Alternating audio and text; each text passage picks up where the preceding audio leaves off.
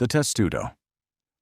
The Roman testudo, or tortoise formation, was the definitive response to the chaos of ancient missile fire, engineered to transform a group of vulnerable men into a singular, armored organism. This tactical masterpiece relied entirely on the scutum, a massive curved shield made of layered wood, linen, and leather, measuring nearly 1 inch thick and reinforced with a heavy brass boss. In this formation, the front rank locked their shields into a vertical wall, while the interior ranks raised theirs overhead, overlapping the edges like the impenetrable scales of a reptile. The fit was so precise that historical accounts suggest a coin could not be slid between the gaps. During a siege, the soundscape was a psychological weapon in itself. As thousands of arrows, sling stones, and heavy javelins rained down from heights of 40 feet, they didn't find flesh. They met a solid oak and bronze canopy. The soldiers inside heard a rhythmic, deafening clatter, a sound described by chroniclers as heavy hail drumming on a bronze roof. This shield roof was so structurally sound that entire chariots could reportedly be driven across the top of a settled testudo without the formation buckling or collapsing under the weight. This formation was never about speed. It was about the cold, mechanical inevitability of the Roman advance. Moving at a slow, synchronized shuffle, the testudo allowed the legion to cross the dead zone of a battlefield, those lethal hundreds of yards where enemy archers held total dominance, without suffering a single casualty. To the defenders watching from the city walls, it was a terrifying, supernatural sight, a slow-moving, rectangular block of iron that seemed completely immune to death. The tension reached its breaking point as the formation reached the base of the enemy fortifications. Once they were within a mere 5 feet of the city gates or the breach, the shell would vanish in an instant. With a sharp, barked command, the shields dropped, and the Romans transitioned from a passive fortress to a pack of starving wolves. The sudden explosion of violence caught the defenders completely off guard as the legionaries lunged forward with their gladius. By the time the archers realized their prey was beneath them, the Roman blades were already finding hearts in the shadows of the gateway. The wedge ancient warfare was often a static struggle of attrition, but the Roman kunios, or the wedge, transformed combat into a problem of pure, violent kinetic energy. The formation is deceptively simple. A triangular block of legionaries with a single elite veteran at the absolute tip. Behind this vanguard point, the ranks broaden, creating a heavy V-shape that functions as a literal human hammer. The logic here is not to kill every enemy in the front line, but to focus a terrifying, unsustainable amount of physical pressure onto a single square foot of the enemy's defensive wall. Consider the brutal math of the impact. A standard Roman wedge could consist of hundreds of disciplined men, each encased in 30 pounds of segmented steel and carrying a heavy, brass-rimmed oak shield. When this formation charges, the opposing army isn't just facing soldiers.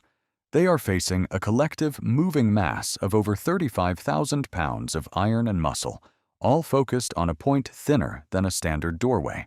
It is the tactical equivalent of an armor-piercing shell designed to punch through the strongest shield wall using raw, concentrated momentum that defies individual bravery. Once that singular point of the wedge pierces the front line, the physics of the battle change in a heartbeat. Barbarian shield walls, often only a few feet deep, lack the structural integrity to withstand such localized pressure. As the wedge drives deeper into the heart of the formation, it acts as a mechanical splitter. The enemy soldiers at the point of impact are not merely stabbed, they are physically uprooted and hurled backward into their own comrades.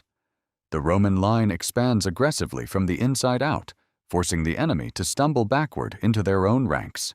This creates a lethal crush, where the opposing warriors are so tightly packed against one another that they cannot even raise their arms to strike back. Panic becomes the primary killer. In the desperate, suffocating struggle to escape the widening gap, the enemy begins to trample their own wounded.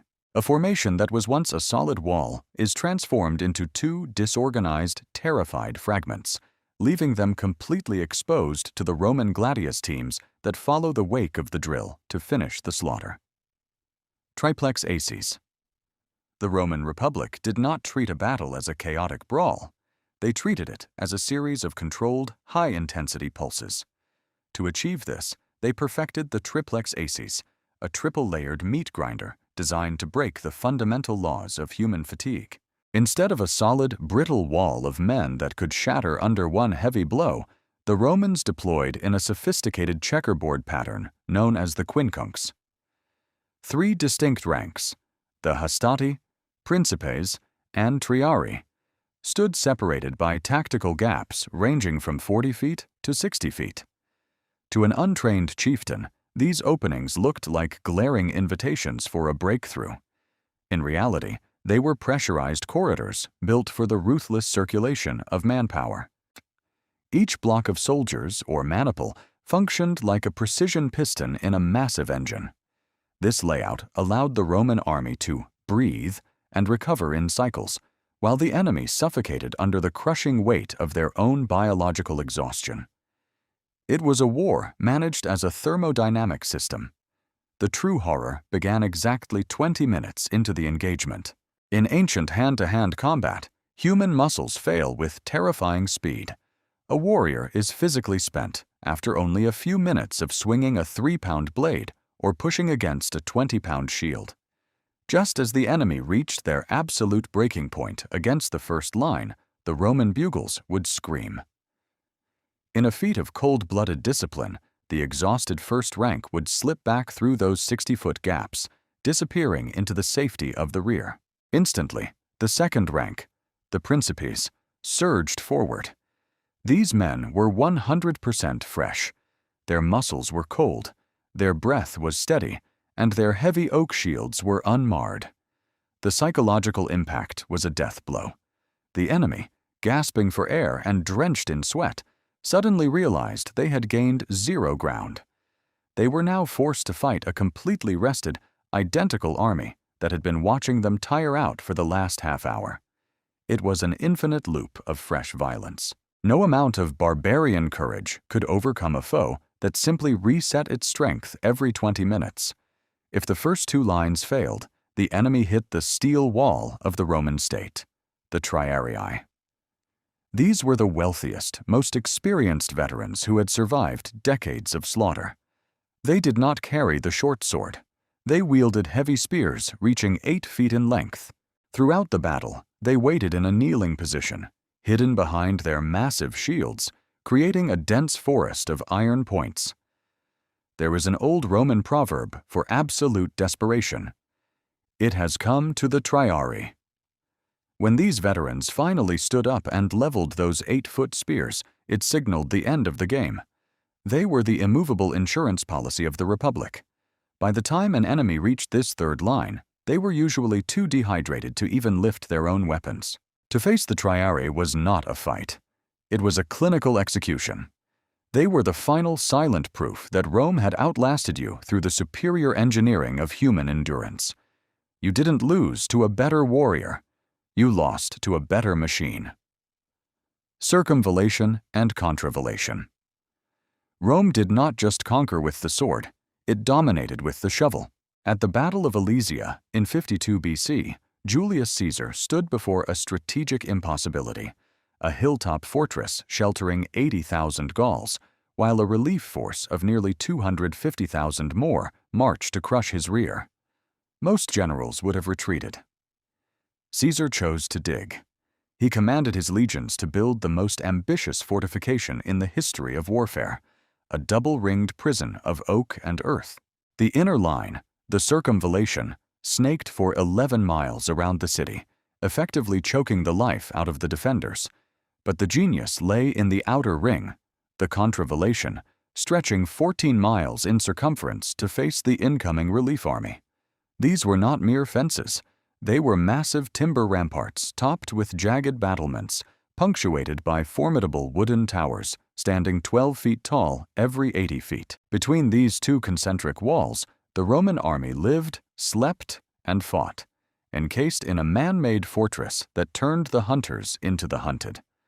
The earth between the enemy and the Roman walls was transformed into a meticulously engineered killing zone stretching for hundreds of yards. Caesar did not just build walls, he weaponized the landscape itself. First, the legionaries excavated 5 parallel trenches, some as wide as 20 feet, diverting local rivers to fill them with deep, freezing water. Then came the infamous lilies. These were thousands of concealed pits, each 3 feet deep and camouflaged with thin brushwood and soil. At the base of each pit sat an oak stake, fire-hardened to a needlepoint. A night raid meant certain disaster. A single step forward could result in a foot or shin being impaled instantly. Beyond the lilies lay the stimuli, heavy iron barbs fixed into wooden stakes and buried just beneath the surface like ancient landmines. One misstep in the dark meant a 4-inch iron spike through the foot, anchoring the victim in place, while Roman artillery launched heavy bolts from the towers above. The Gauls were no longer fighting soldiers. They were fighting a landscape that had been programmed to kill. This was not a contest of bravery. It was a cold, clinical strangulation. By sealing the city so hermetically, Caesar turned time itself into his most efficient executioner. Inside Alesia, the food disappeared in weeks. From their 12-foot-high towers, the Romans watched with mechanical indifference as 80,000 men descended into the horrors of famine and plague. It was a factory of despair. In an act of chilling pragmatism, Caesar refused to let the non-combatants, the women and children expelled by the starving Gauls, pass through his gates. They were left to rot in the no-man's land between the walls, dying of hunger while both sides watched. As the Gauls withered into skeletons, the Romans remained well supplied, casually reinforcing their ramparts as if they were erecting a monument rather than a battle line. When the relief army finally struck, they found a fortress so impregnable that their numbers were irrelevant. Rome had constructed a timber and iron cage that consumed 2 armies simultaneously, proving that a Roman engineer with a shovel was far deadlier than a barbarian king with 1,000 swords. The Pilum volley and Gladius charge. Rome did not rely on the unpredictable heroics of individual warriors. They relied on a system.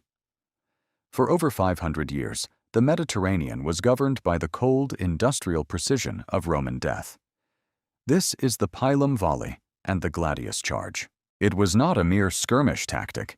It was a calibrated engine of slaughter designed to strip an enemy of his life before he could even realize the battle had begun.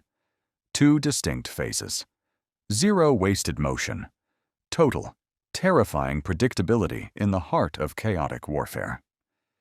It was the moment where ancient courage met the relentless reality of a professional killing machine. Phase 1 begins with the Pilum.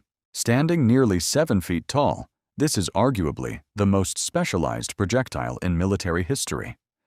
The secret lies in its top 2 foot, a slender, heat-treated iron shank ending in a hardened pyramidal point. As the enemy closes to within exactly 60 feet, the sky suddenly turns black with thousands of pounds of flying iron. The physics at play are chilling. Upon impact with an enemy's oak shield, the tip doesn't just stick. It bites through the wood with immense kinetic energy. But here, the Roman engineering takes a sinister turn.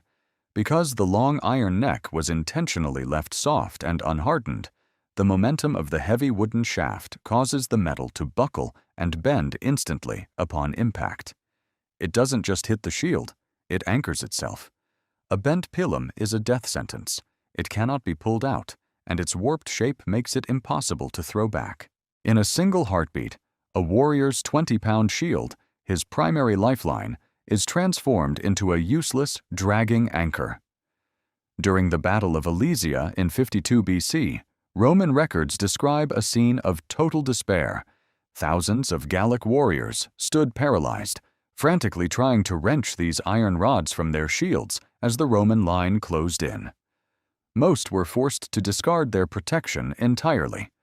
They were left naked, exposed, defenseless. In the cold calculus of Roman warfare, the battle was often won before the first sword was even unsheathed. The second phase, the Gladius charge, was the clinical execution of a vulnerable foe. As the shieldless enemy stumbled, the Roman line closed the gap with a terrifying, rhythmic silence. In the suffocating crush of the front lines, space was the most critical factor for survival. A Roman soldier operated within a tight killing box of only about 3 feet of lateral space, while the long, heavy swords of the Germanic or Gallic tribes required room to swing, room that the dense Roman formation denied them. The Roman gladius was optimized for this exact claustrophobia. Measuring only about 2 feet in length, the gladius hispaniensis was a tool of surgical economy. Roman training manuals emphasized one ironclad rule: never swing, always thrust. A wide swing exposes the ribs and underarm.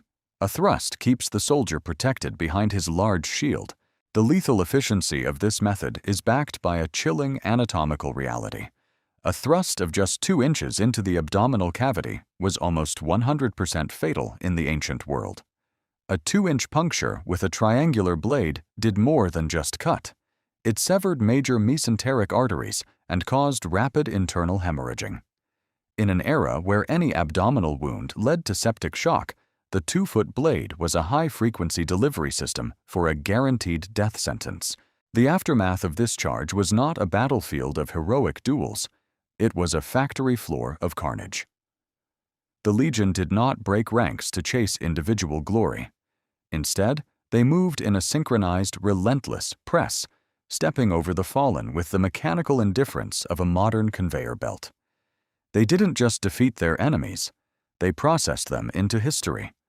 A 20-pound anchor to strip away the defense, a 2-foot surgical tool to finish the job, 1 2-inch puncture at a time.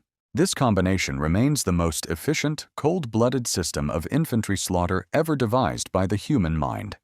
It was the reason the Eagle of Rome flew over the ruins of every nation that dared to stand in its path. If these Roman tactics prove anything, it is that discipline and engineering are the supreme force multipliers on the battlefield. If you enjoyed this deep dive into the lethal precision of the Roman legion, make sure to hit the subscribe button and turn on notifications. We have more breakdowns of history's most terrifying war machines coming your way soon. Thank you for watching and for supporting the channel.